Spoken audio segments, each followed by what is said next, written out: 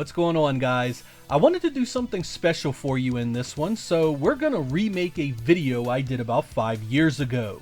In that video, I chose 10 games for new Sega Saturn owners, and I sort of chose them because they were cheap and I thought they were decent games.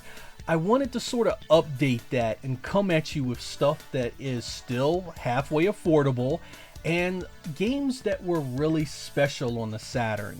Whether it was from a technical aspect, a gameplay aspect, whatever it was that made it at the time something that you could really only get on the Saturn, or the Saturn did better than anything else at the time. So that's basically what this video is. It is for new Sega Saturn owners primarily, but these are also 10 games that if you're into buying games for the Saturn, hopefully these will have some appeal for you. Anyway, I really think you're going to enjoy this episode, so let's get started.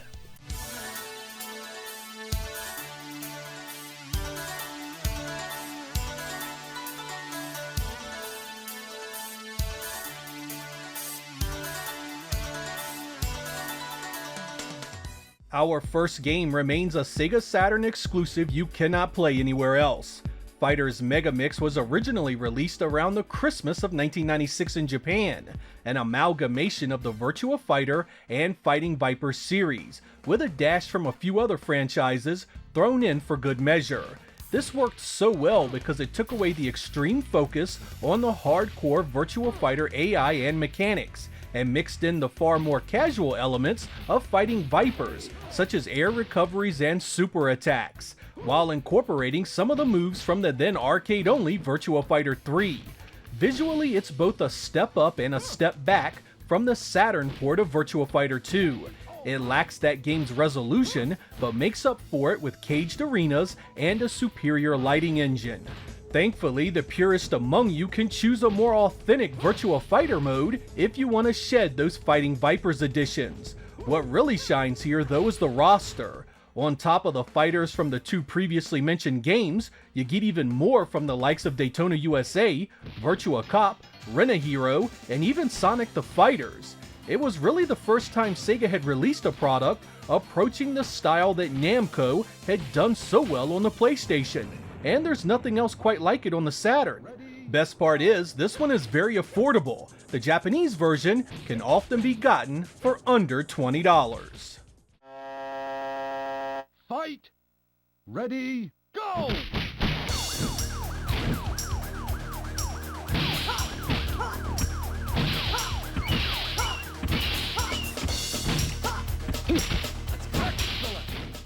Released only about 4 months after the Japanese launch, Panzer Dragoon was a showstopper in 1995. I didn't know anything about the story and it didn't matter a lick. The visual cues told the tale of a young boy completing a massive quest against a superior enemy, and that's all I needed to know. You would battle across ancient ruins, deserts, dark caves, lush forests, and massive cities, and it all looked incredible. To back up the outstanding visual presentation was one of the most powerful soundtracks I'd ever heard in a video game. It went hand in hand with the graphics to paint a compelling picture of a world torn apart by catastrophe, only to be under that very threat yet again. The gameplay was really easy to get into as well. It was essentially a shoot 'em up turned to the third dimension. Enemies came at you from the front, the sides, and the back, and you had to twist the camera often in order to defend yourself. This is your gateway to a trilogy of titles on the Saturn that are among the best of the 32-bit era. The artistic strength of this will stay with you long after you defeat it. Should you want to collect it, a Japanese version will run you under $30, an absolute steal for a game of this caliber.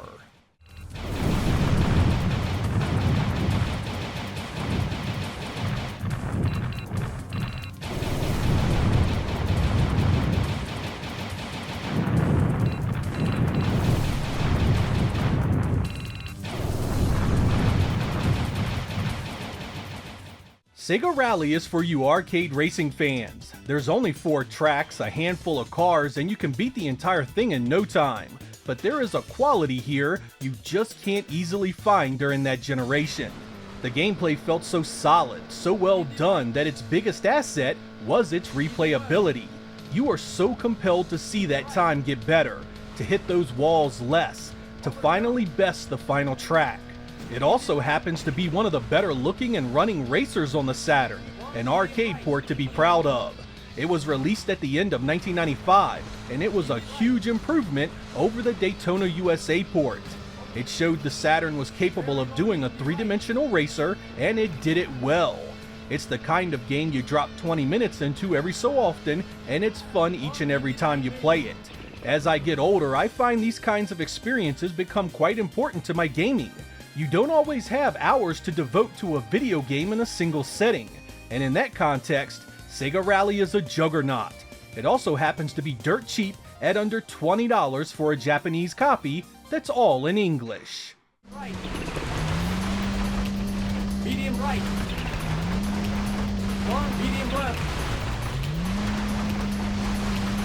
Over jump.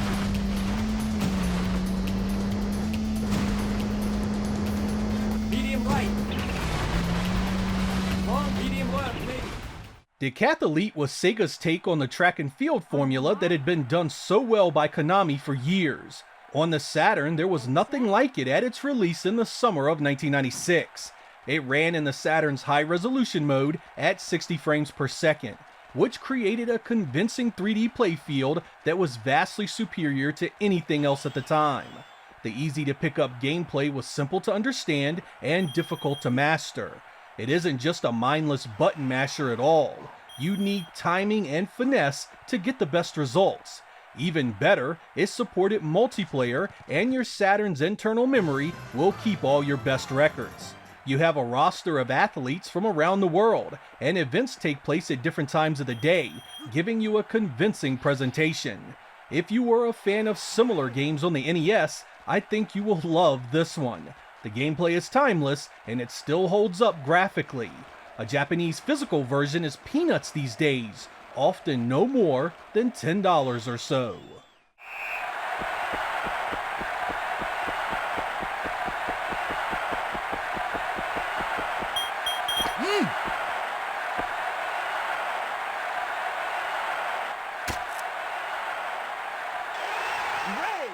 When Mystaria showed up in the United States at the end of 1995, the Saturn had only been on that market for about 7 months. I was so hungry for new games that I gave it a go with no expectation at all. My initial impressions were quite poor. I mean, it ran terrible and the pre-rendered sprites didn't look the best. It was almost enough to make me set the controller down and not go any further. But again, I was so hungry for new games to play, and I decided to put some time in. And hot damn am I happy I stuck with it, because this ended up being a great strategy RPG. The evil Lord Bane has hijacked your kingdom, and it's up to you to stop him. The turn-based action relies on teams to do battle, with objectives like kill everything on the screen to making daring escapes. As you attack, you earn new moves and magic to use against your foes. This is a deep and satisfying strategy game that has scenarios that really take time to defeat. Battles can last 30 minutes to an hour, so you'll want some real free time before you engage. Lots of people get turned off by the visuals, but it doesn't take long before you don't care at all how it looks. I knew putting an RPG on here would mean it'd be expensive, so you may have to get creative to own a physical copy of this one. Disc only, the US edition can go under $50, and the PAL version tends to be much cheaper. This is also known as Blazing Heroes, which is the same exact game reissued due to a copyright spat with the Dungeons & Dragons people. If you are at all partial to these types of games, this is an imperfect but exceptionally compelling piece of software that often goes overlooked.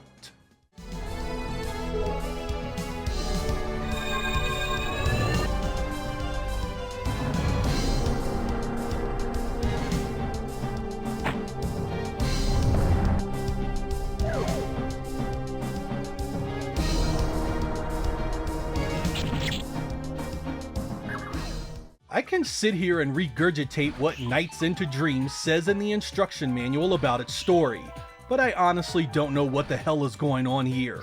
Something about an evil dude named Wiseman taking over the dreamland of Nightopia.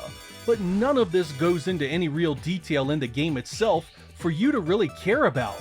What does matter here is Knight's exceptional gameplay. Released in mid-1996 and developed by Sonic Team, the vast majority of the game is played flying around looping areas, collecting orbs. There is a fairly deep scoring system based on these items, and linking them into obstacles that are strewn about the play area. Do as much as you can within the time limit and you'll be graded for it. You score attack guys will likely play this for this reason and put in countless hours to see the little grading wheel improve. Me, I love this because it provided a freedom to explore a huge environment, finding and seeing all the cool little details, and killing some really well designed bosses. The world of Knights is so cool looking, so imaginative, it pushes you to see the next area, to see the next bad guy. Add in a 3D analog control pad, and it's just one of those games that feels so fresh and different even today. It's also another one that can be gotten for around $20 or so for a Japanese version. Should you find this appealing, be sure to check out Christmas Nights as well.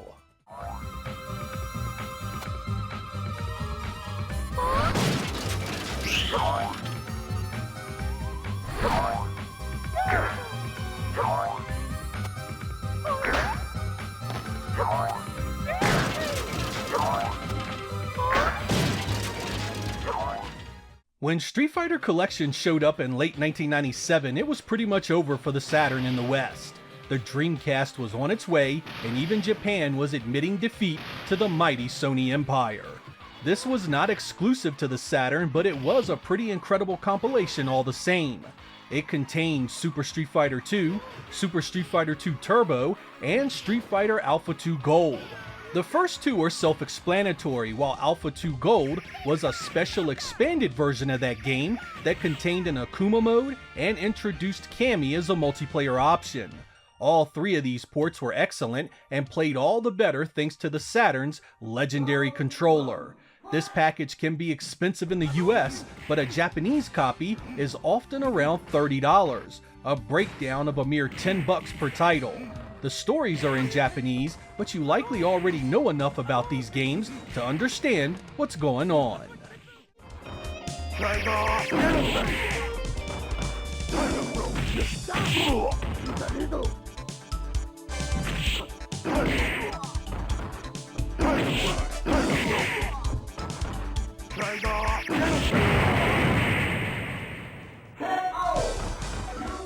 You will often find Saturn Bomberman on many best of lists for the Saturn.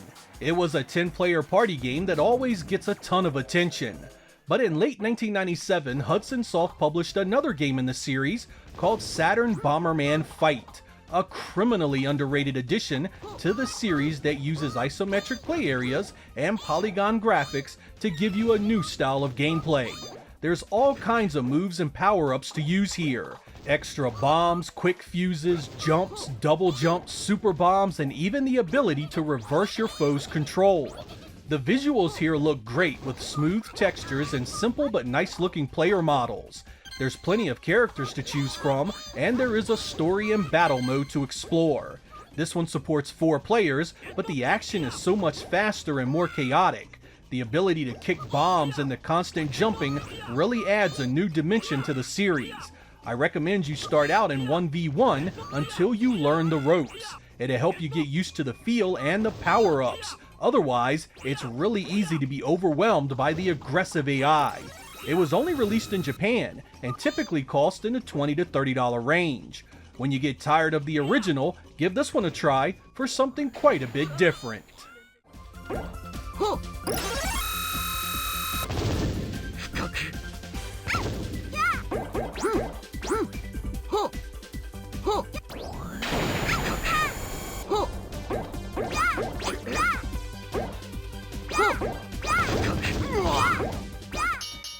Clockwork Night was originally released just weeks after the Japanese launch of the Saturn.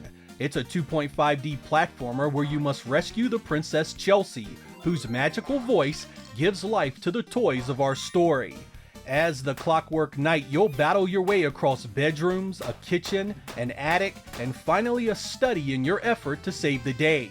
The gameplay is no different from most 16-bit platformers of the time, though the extra spice of the polygons do make things look pretty cool at times. The main hero, Pepper, uses a key as his main weapon, and there are plenty of obstacles to overcome. Be sure to get its sequel because you'll need it to see the whole story play out. They have a charm and fun factor that make them stand out at a time when this type of gameplay was often frowned upon, if not outright despised. Both Clockwork Night and its sequel can be gotten in Japan for under $30 fairly regular. And since the simple Rescue the Princess story is so easy to follow, there is no real language barrier. It wasn't a replacement for a real Sonic title, but it's still worth a look for fans of the genre.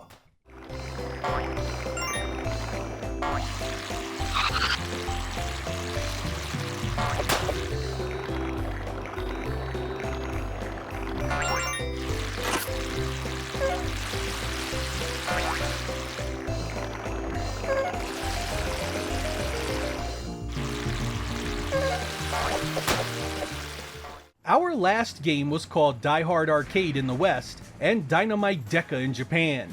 This is a 3D beat-em-up where you must enter a really tall building and rescue the president's daughter from an evil terrorist group.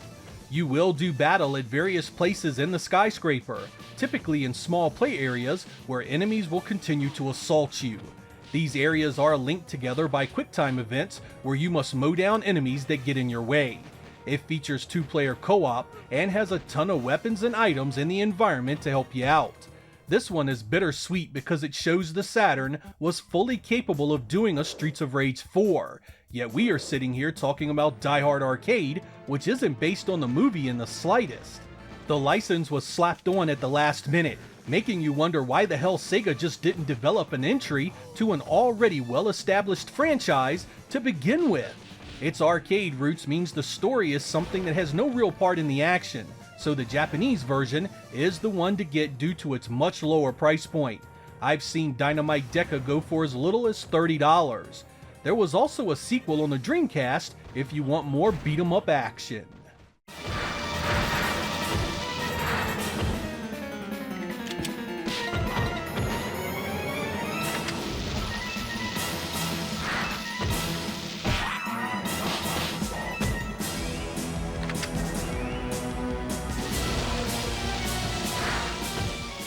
So there we go, guys. What did you think of that? Were any of those games appealing to you? I really hope so. And if you enjoyed this episode, let me know down in the comments.